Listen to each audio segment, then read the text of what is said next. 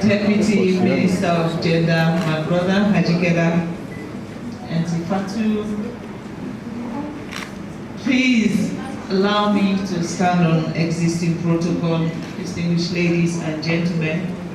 I am humbled to be here.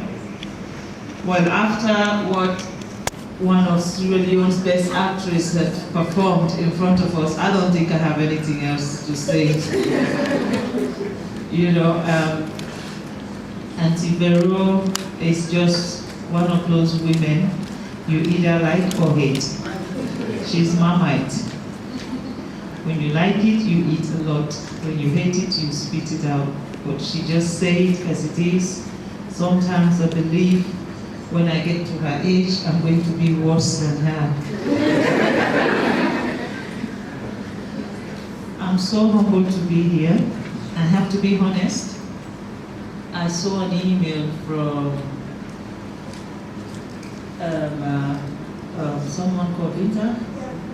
I saw an email 2 days ago about this event. And middle of the night, I had to call my PA and said, listen, I'm sending you something, can you check them out for me? And she came back to me yesterday and said, oh, these are young girls that wanted to do something. So I'm very sorry if I have to leave before we finish here. But because they said young girls, I had to drop everything I'm doing today to be here with you, even if it's just for 5 minutes.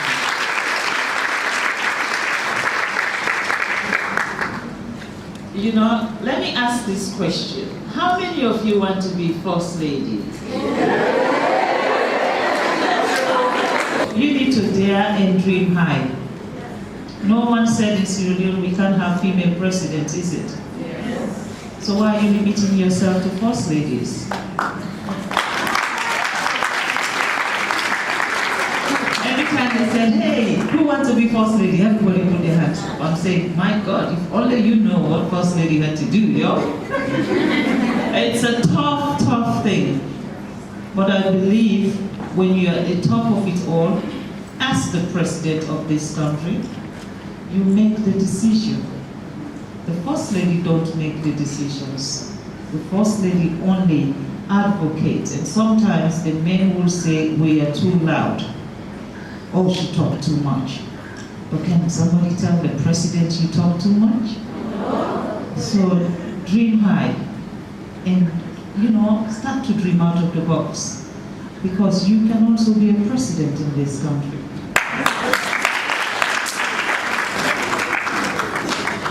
I'm here, not one of your mentors. I'm just here to encourage you all, to say, I stand with you all. And I'm hoping that the next time we meet, I will not be given the keynote speaking role. I will just be allowed to chill with you guys. So we can talk. We can talk about fashion. Sometimes I get it right, sometimes I get it so wrong. Oh, hey, my job is done. You know? And I keep saying to people, when no one talks about you, that means you're doing nothing. Sometimes it's good to be talking about you, whether it's bad or good. Because people, some would like you, some will hate you. The ones that like you, even if you do the worst thing, they will still defend you.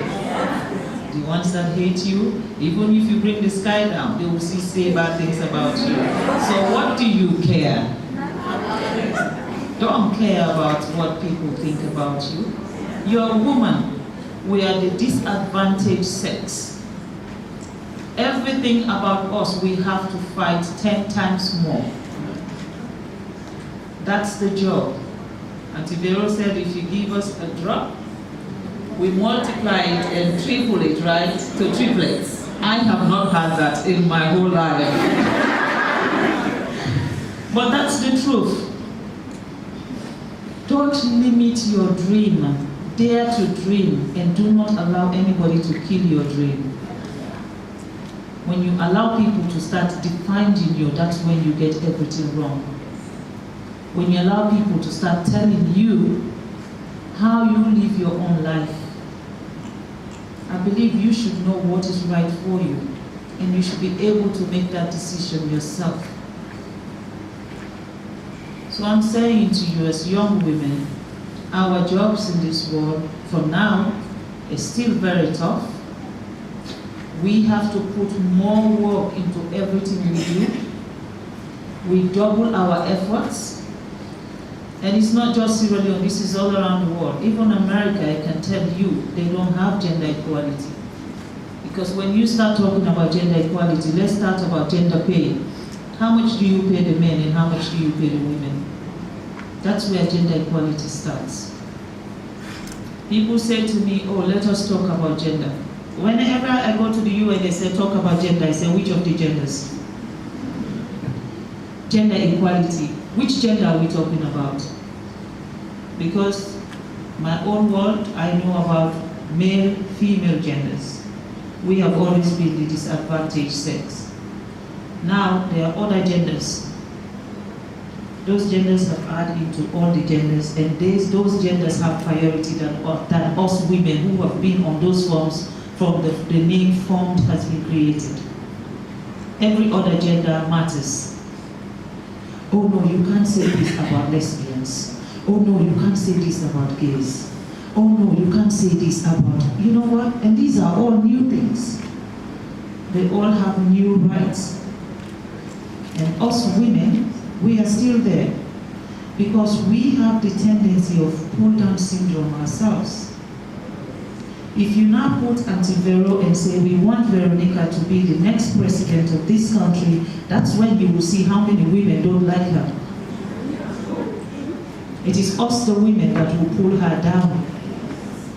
So until that unity that we scream in this hall, until we start to be united and stand with each other and support each other, we will not achieve gender equality. I'm sorry, it will not happen. The United Nations will come with all the grammars in the world. That's their job, it's grammar. When you go there, they say you have PhD. Believe me, you get the best job. Even if it's just PhD for talking rubbish. But then as a woman, when I present myself, I don't only present myself, I have to defend myself. Why? Men present themselves and we just believe them. But when a woman presents herself, we have to go defend what she has said. I don't see women as liars, but why do we have to defend ourselves all the time? So I'm saying to you, if you really want to change the way people think about you, you have to change the way you think about yourself. When you start to see positiveness in yourself, people will see positiveness in you. But when everything you do, oh, my makeup is not nice, oh, my dress is not nice, oh, I'm not tall enough, oh, I am short, oh, I am too tall, oh, I need to change this part of my thing, that's when everything has gone wrong for you. Because you just need to love yourself as you are, because we are the most beautiful creature God has created on this planet Earth. And we multiply everything. We multitask. If you tell a man now to look after 3 children in the house, believe you me, the next day they will migrate. But we will stay in that house, we will cook, we will clean, we will wash clothes, we will look after the children, we will put them to bed, and everything will be in order, as if nothing. And then they will come from the office, all they've been doing is signing papers, and they will say to you, oh boy, I am so tired. And now I'm thinking, if you are tired, do you know what I've been doing today? Oh, they don't ask. Because for them, they are tired. So let us put ourselves first. It's not a crime to love yourself. It's not a crime to say, you know what, I want the best for myself. It's not a crime to say I have a vision and I have to live that vision and my vision have to come alive. It's not a crime. It's not a crime to believe in your ability to change things. It's not a crime to say, you know what, I know what's right for me and this time I am not going to take what you are giving me. It's not a crime to look at another woman and say, you are more beautiful than me. It's not a crime to say to your sister, I admire what you do because what you do changes the way I think. it is so good to be able to compliment one another and support one another and stand there and be there for one another. When Auntie Vero was talking about her campaign, the tension was so intense during the campaign. And where she comes from, you know, I think that's one of the places APC forgets that is part of Sierra Leone. The road is so bad. And we had to go there. We didn't go there because we think our presence will do anything. But just as a woman, it's just refreshing to stand next to your sister and say, I am with this woman. Even though you know whether you're there or not, she's going to win. The men, they were ready to come together. Their congregation to bulldoze and get rid of Vero was so huge. Everybody was scared. And I know deep down in me, the woman called Veronica said she is going to win. And I don't care which man is standing in front of her, we will kick you and kick you so bad you give us way. And we went there. Today, she is basically one of the people in that parliament that know the whole corner of parliament and can tell you everything about that parliament. And don't argue. She's been there too long to know everything. So as she said to you, they're going to leave. People like you need to take her place. And people like you have to have the tenacity to say, you know what? I also want to be part of the lawmaking, institution in this country, and I'm going to fight to be a member of parliament.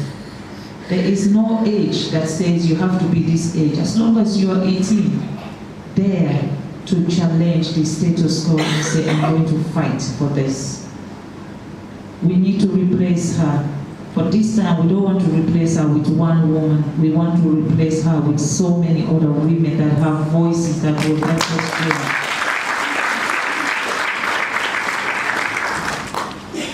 So I'm going to leave you guys with wonderful, wonderful people here. Auntie Fatu has just talked about the things that she has done and she's still doing. She has done and still doing and still want to continue to do for young girls. If we have so many of her, that's what we lack in this country, mentorship.